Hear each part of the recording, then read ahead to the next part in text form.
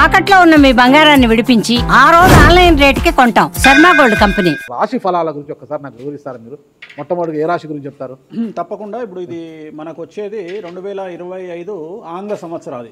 Okay. అంటే కొంతమంది విమర్శించారు 24 కదా, 24 25 అదే 25 ఆంగ్ల సంవత్సరాది. అంటే మనం ఇంగ్లీష్ క్యాలెండర్ అంటే 25లో వచ్చేది 25 ఆంగ్ల 25 కదా, జనవరి 1 25. ఓకే. జనరల్ గా మనము అంటే మరి మీరు ఉగాది నుండి ఎందుకు చెప్పట్లేదు అంటే చాలా మంది ఉగాది వరకు కూడా ఆగట్లేదు, జనవరి 1 కూడా ఆగట్లేదు, డిసెంబర్ నుండి నవంబర్ నుండి అడుగుతా ఉన్నారు అందరూ. ఓకే. ఇప్పుడు క్లయింటెల్ నన్ను అడిగేవాళ్ళు ఏంటంటే గురూజీ ఇప్పుడే చెప్పేసేయండి మాకు, మేము జాగ్రత్తలు తీసుకుంటామని చెప్పి అడుగుతా ఉన్నారు. సో అందుకనే 2025 సంవత్సరం ఆంగ్ల సంవత్సరాది అంటే జనవరి 1 నుండి ఎలా ఉండబోతుంది అనేది మనం ఒకసారి చూసుకుంటే, అన్నిటికంటే ముఖ్యంగా ఈ వచ్చేటువంటి సంవత్సరం పేరు శ్రీ విశ్వావసునామ సంవత్సరము. విశ్వావసునామ సంవత్సరము. సో వచ్చే రాబోయేటువంటి ఎందుకు గురుగారు అది వస్తుంది పేరు 60 సంవత్సరాల్లో ప్రతి సంవత్సరం ఒక్కొక్క పేరు వస్తుంటది. పేరుతో ఏం స్పెషాలిటీ లేదు. క్రోధినామ సంవత్సరం అనే నెగిటివ్ అట్లా ఏం లేదు. సంవత్సరాల్లో దీని పేరు విశ్వావసునామ సంవత్సరం. సో ఈ సంవత్సరానికి అధిపతి రాజు కాబట్టి, రవి కాబట్టి రాజు. సో రవి మనకు కమాండ్ చేస్తూ ఉన్నాడు కాబట్టి ఈ సంవత్సరం అతి ముఖ్యమైన విషయం ఏంటంటే రాజకీయంగా దేశవ్యాప్తంగా రాష్ట్రాల వ్యాప్తంగా పెను సంచలనాలు నమోదవ్వడము ఈ సంవత్సరం 2025 సంవత్సరం లక్షణాలు. ఎందుకంటే రాజుల మధ్యన రాష్ట్రాల మధ్యన గొడవలు, మరీ ముఖ్యంగా కొంతమంది ప్రముఖ రాజకీయ నాయకులకు మృత్యుగండము, అలాగే అన్ని రంగాలలోకి సెలబ్రిటీలు, సినిమా ఇండస్ట్రీ, రాజకీయము, బిజినెస్, ఎనీ ఇండస్ట్రీ, యువకులు, మరి ముఖ్యంగా మగవాళ్ళు యువకులు 40 సంవత్సరాల వయసులోపు ఉండే వాళ్లకు కార్డియాక్ అరెస్ట్లు అనేటివి ఈ సంవత్సరం అతి ముఖ్యమైన విషయం. ఎందుకంటే ఆల్రెడీ మనం చూస్తున్నాం ఇప్పటికే, కానీ వాటి తీవ్రత పెరిగే అవకాశం ఉంది. కారణం ఏంటంటే రవి కమాండ్ చేస్తూ ఉన్నాడు కాబట్టి. రవి అంటే చర్మము, హార్ట్, కళ్ళు, ఎముకలు. సో కరోనా లాంటి అంత పెద్దది కాకపోయినా ఒక సమస్య, ఒక వైరస్ మళ్ళీ ప్రపంచాన్ని బాధించే అవకాశం ఉంది. అది మరీ ముఖ్యంగా చర్మం మీద దాడి చేసే అవకాశం ఉంది. అంటే చర్మానికి సంబంధించినటువంటి ఒక సమస్యల బారిన పడి ఈ సంవత్సరము జనాలు వైరస్ బారిన పడే అవకాశం ఉంది మరీ ముఖ్యంగా. అలాగే ఇప్పుడు ఇంచుమించు 40 సంవత్సరాల లోపు యువకులకు కార్డియాక్ అరెస్ట్ అనేటువంటివి జరిగే అవకాశాలు కనిపిస్తూ ఉన్నాయి. అలాగే ఈ సంవత్సరం గుండెపోటు వల్ల మరణాల సంఖ్య చాలా ఎక్కువ. ఇదంతా 2025 జనవరి నుంచి ఎగ్జాక్ట్లీ. అలాగే ఈ సంవత్సరము ఎండల తీవ్రత చాలా ఎక్కువ, విపరీతమైనటువంటి ఎండలు ఉండే అవకాశం ఉంది. అలాగే ఈ సంవత్సరాలు ప్రపంచవ్యాప్తంగా అగ్నిపర్వతాల పేలుడు అనేటువంటిది ఈ సంవత్సరం గమనించాల్సినటువంటి విషయం. అలాగే ఈ సంవత్సరం మంచు పర్వతాలు కరగడం వల్ల వాతావరణంలో మార్పులు గమనించాల్సి ఉంటుంది ఈ సంవత్సరం. అలాగే అమెరికా దేశానికి విపరీతమైనటువంటి గాలి తుఫానులు, వరదలు ఈ సంవత్సరం కనిపిస్తూ ఉన్నాయి. అలాగే 1-2 దేశాల మధ్యన యుద్ధ వాతావరణం ఖచ్చితంగా ఉండి తీరుతుంది, లేదా యుద్ధం జరుగుతున్నాయి కదా, అది ఇంకా పెరుగుతుంది. ఇప్పుడు ఉన్నదానికంటే తీవ్రత పెరుగుతుంది అనేది. అలాగే మనకు 2025 సంవత్సరంలో సెప్టెంబర్ 7వ తేదీ 2025 సంవత్సరం ఆదివారం రాహుగ్రస్త సంపూర్ణ చంద్రగ్రహణం ఏర్పడుతుంది. ఇది కుంభరాశికి వ్యతిరేకమైన ఫలితాలు ఇస్తుంది. అలాగే వచ్చే సంవత్సరం అంటే 2025 సంవత్సరంలో మే 9వ తేదీ నుండి సరస్వతి నదికి పుష్కరాలు అనేటువంటివి ఏర్పడతా ఉన్నాయి. ఈ సంవత్సరము రాజకీయ నాయకులకు సంబంధించి మరీ ముఖ్యంగా ఇందాక మనం మాట్లాడుకున్నట్టుగా పవన్ కళ్యాణ్ గారికి ఏలినాటి శని వెళ్ళిపోతుంది. అలాగే లోకేష్ గారి జాతకరీత్యా, పవన్ కళ్యాణ్ గారి జాతకరీత్యా విపరీత రాజయోగం అనేటువంటిది కనిపిస్తూ ఉంది. జగన్మోహన్ రెడ్డి గారికి లేదా రాజయోగం వల్ల? ఇప్పుడు లేదు, ఈ సంవత్సరం లేదు.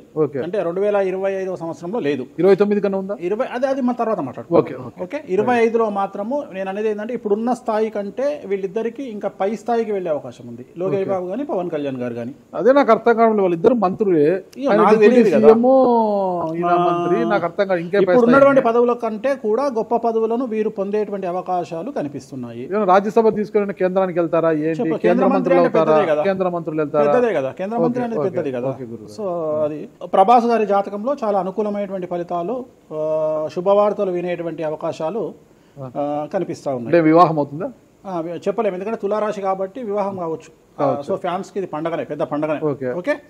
సో ఇది ఓవరాల్ గా ఇంకా బేసిక్ డీటెయిల్స్, అంటే ఓవరాల్ 2025లో ఎలా ఉంటుంది. సో ఇప్పుడు మనం రాసుల గురించి కనుక తీసుకున్నట్లయితే ఎలా ఉంది, రెమెడీస్ ఏంటి? నెక్స్ట్ 8వ రాశి వృశ్చిక రాశి. 2025 సంవత్సరం వృశ్చిక రాశి వారికి ఆదాయం 2, వ్యయం 14, రాజపూజ్యం 5, అవమానం 2. ఈ సంవత్సరం అర్ధాష్టమ శని వెళ్ళిపోతుంది. చాలా బాగుండే అవకాశం కనిపిస్తోంది. సమాజంలో నరదృష్టి వల్ల, ఇతర జనాల వల్ల శత్రుత్వం పెరుగుతుంది.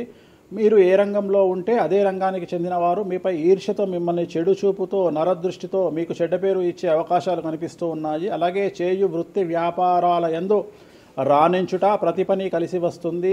అలాగే ఇంటా బయట అనుకూలతలు, బంధువులు తీవ్రంగా వ్యతిరేకించే అవకాశం కనిపిస్తుంది. సంతానానికి సంబంధించిన సమస్యలు, చిన్న చిన్న ఆరోగ్యం సమస్యలు బాధించే అవకాశాలు కనిపిస్తూ ఉన్నాయి.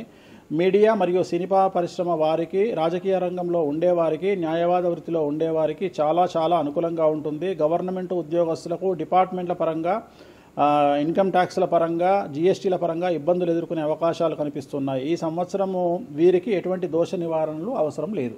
అన్నీ మీరు 12 రాశుల గురించి చెప్పారు గురుగారు. అట్లా ఎక్కువగా ఒక పూజ మాత్రం ఎక్కువగా చెప్పారు, చాలా మంది కూడా చెప్పారు. తిరునల్లార్ శనీశ్వర ఆలయం, శని ఎఫెక్ట్.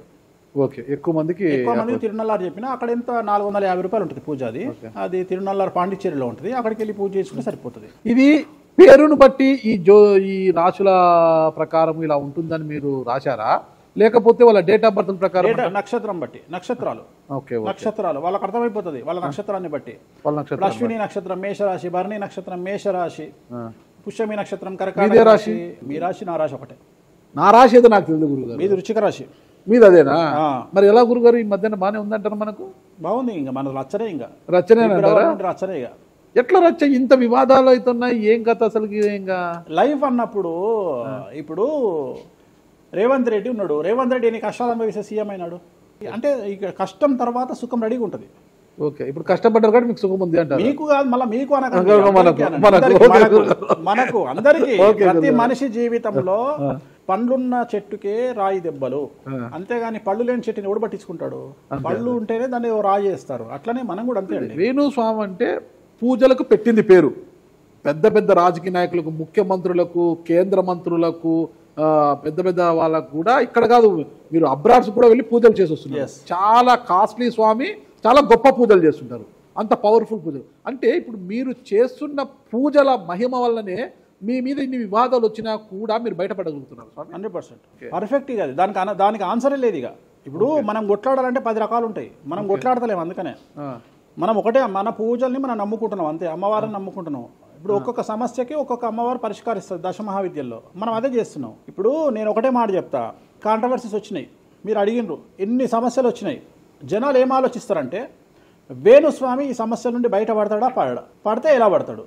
నేను ఒకటే అనుకుంటున్నా, ఇంతమందికి పూజలు చేసి వాళ్ళ సమస్యల నుండి బయటపడడానికి ప్రయత్నించే నేను, నాకు వచ్చిన సమస్యను కూడా అదే పూజల ద్వారా బయటపడడానికి ప్రయత్నం చేస్తున్నాను. అంటే వివాదాలు చుట్టుముడుతున్నాయి, సోషల్ మీడియాలో వైరల్ అవుతున్నాయి, ఉమెన్ కమిషన్ మీ మీద ఫిర్యాదులు చేశారు. ఇన్ని చేసినా కూడా ఎక్కడా మీకు ఉచ్చు బిగుసుకోవడం లేదు, బయటపడుతున్నారు. అంటే ఇది మీ పూజల మహిమనా, లేకపోతే ఏమన్నా బ్రైబ్ చేస్తున్నారా? అమ్మవార్లు ఇప్పుడు ఉదాహరణ, మనం తెలుగు రాష్ట్రాల్లో ఉంటాం, వెంకటేశ్వర స్వామి వారు అంటే మనకు తెలుసు. ఇప్పుడు తమిళనాడులో పెరుమాళ్ అంటారు వెంకటేశ్వర స్వామిని. అదే నార్త్ ఇండియాకి వెళ్తే బాలాజీ అంటారు.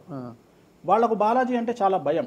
అలాగే మన రాష్ట్రంలో మనకు తెలిసిన వాళ్ళకి కామాఖ్యలో ఉండే అమ్మవారు అంటే భయం. కానీ తెలియని వాడికి భయం ఉండకపోవచ్చు, వాడి ఇష్టం వచ్చినట్టు కామెంట్ చేయొచ్చు. అమ్మవారు చాలా మందికి మీరంటే భయం అనుకుంటా, అంటే మనం చేసే పూజల వల్ల ఉండొచ్చు. ఓకే, నేను అనేది ఏంటంటే, నేను చేసే అదే ఇందాక మనం మాట్లాడుకున్నప్పుడు అదే చెప్తున్నా, వామాచారంలో పూజలు చేయాలంటే భయపడతారు. కారణం ఏమిటి అంటే, ఖచ్చితంగా మందును ముట్టుకోవాలి, నాన్ వెజ్ను ముట్టుకోవాలి. దానికి వీళ్ళు చేసే పూజలు అడ్డుపడతాయి. అంటే వీళ్ళు సమాజంలో భయపడతారు కాబట్టి వీళ్ళు వాటి జోలికి పోరు. తాంత్రిక పూజలు లాగా ఉంటాయి మీరు చేసే తాంత్రిక తంత్ర మార్గం అంటారు దాన్ని. శ్రీకాళహస్తిలో కాదు శ్రీకాళహస్తిలో రావుకేతు పూజ చేయించుకున్నారు కదా, తాంత్రిక పూజలే అది. నిమ్మకాయ పెడితే తంత్రమే, గుర్తుపెట్టుకోండి. నిమ్మకాయ ఎక్కడ పెట్టినా తంత్రమే. మిమ్మల్ని కాపాడుతోంది మీరు చేస్తున్న పూజల మహిమే. అంతే అంతే అంతే, వాళ్ళే చూసుకుంటారు. నేను అనే పాయింట్ ఏంటంటే, నేను ఒకటే చెప్తున్నానండి, తప్పు చేస్తే నన్ను అమ్మవారు సర్వనాశనం చేస్తుంది. ఓకే, అమ్మవారిని విమర్శిస్తే వాళ్ళ సంగతి అమ్మవారు చూసుకుంటది. అంతేనా? అంతే. ఇక నాకు అవసరం, నేను కొట్లాడను చెయ్యను, నాకు అనవసరం, నాకు లొల్లే వద్దు. నాకు నేను దేవుళ్ళని నమ్ముకున్నా, నా పని అదే. నాకు హిమాచల్ ప్రదేశ్ కామాఖ్య కాకపోతే, బాగాలముఖి కాకపోతే, తారాపీఠ పోతే, ఇప్పుడు మన తారాపీఠ పోయి వచ్చిన. చాలా మందికి తెలియదు, తారాపీఠ అని కలకత్తా నుండి 300 కిలోమీటర్లు ఉంటుంది. మీరు కావాలంటే గూగుల్ చేయొచ్చు. తారాపీఠ అని అమ్మవారండి, ప్రతిరోజు శ్మశానంలో ఉంటుంది అమ్మవారు, ఒరిజినల్ శ్మశానంలో ఉంటుంది. ప్రతిరోజు అమ్మవారికి ప్రసాదం అంటే డెడ్ బాడీ దహనం అయినాకనే అమ్మవారికి నైవేద్యం పెడతారు. అంత పెద్ద ప్రసిద్ధమైనటువంటి దేవాలయం. అమ్మవారు శివుడికి పాలిస్తూ ఉంటుంది, తారాపీఠ అంటుంది దాన్ని, శ్మశానంలో ఉంటుంది. ఆమె జనరల్గా ఎవరైనా సరే ఎందుకు పూజ చేస్తారు ఆమె అంటే, జీవితంలో మనం వెళ్తూ ఉన్న సందర్భంలో సడన్గా స్టక్ అయినామనుకోండి, బౌన్స్ బ్యాక్ అవ్వడానికి పనిచేస్తుంది. అంటే ఉదాహరణ, ఒక ముఖ్యమంత్రి స్థాయి వ్యక్తి ఓడిపోయినప్పుడు, ఒక మంత్రి పోయినప్పుడు, ఒక ఐఏఎస్ సడన్గా తన జాబ్లో డిస్టర్బెన్స్ వచ్చినప్పుడు, ఐపీఎస్ డిస్టర్బెన్స్ వచ్చినప్పుడు ఈ పూజ కనుక అమ్మవారిని దర్శించుకుంటే ఒక్కసారి మళ్ళీ వాళ్ళు బౌన్స్ బ్యాక్ అవుతారు. అంటే బిగ్ బ్యాంగ్ థియరీ అనేది అక్కడ పనిచేస్తుంది. మనం మళ్ళీ ఒక్కసారి బౌన్స్ బ్యాక్ అయ్యి ముందుకు దూకడానికి అమ్మవారు పనిచేస్తుంది. నేను సజెస్ట్ చేస్తుంటాను చాలామందికి, వ్యాపారంలో స్టక్ అయినప్పుడు, లేకపోతే ఉద్యోగంలో స్టక్ అయినప్పుడు, అట్లా స్టక్ అయినప్పుడు అయితే మీ తారాపీఠ వెళ్ళి దర్శనం చేయించుకోండి. అక్కడ దర్శనమే, పూజలు ఉండవు, జస్ట్ దర్శనమే. అమ్మవారికి పోయి దండం పెట్టుకొని వస్తే చాలు, ఒక్కసారి మళ్ళీ వాళ్ళు బౌన్స్ బ్యాక్ అవుతారు. ఒకటే ఒక పాయింట్కి నాకు ఆన్సర్ చెప్పి ముగించేసా, చాలా కాలాతీతమైంది. చివరికి ఇరికిస్తున్నారా ఇది? లేదు ఏం లేదు. ఇప్పుడు ఏపీలో అంటే గత ప్రభుత్వ హయాంలో, వైసీపీ హయాంలో వీళ్ళ మీద కేసులు పెట్టారు. ఇప్పుడు వీళ్ళ అధికారం వీళ్ళ మీద కేసులు పెడుతున్నారు కదా. ఈ కేసుల పరంపర ఇలా కొనసాగి జగన్మోహన్ రెడ్డి గారు జైలుకి వెళ్ళే అవకాశం ఉంది. వచ్చే సంవత్సరం మే 9వ తేదీ వరకు అవకాశం ఉంది, దాటితే లేదు. ఇది ఓవరాల్గా వేణుస్వామి గారు ఇచ్చారు. మీకు ఏదైనా అనుమానాలు ఉన్నా డైరెక్ట్గా వేణుస్వామి గారికి ఫోన్ చేయండి, మీ అనుమానాలను నివృత్తి చేసుకోండి. థ్యాంక్ యూ గురుగారు, నమస్తే. ఓకే, ఓం నమో వెంకటేశాయ.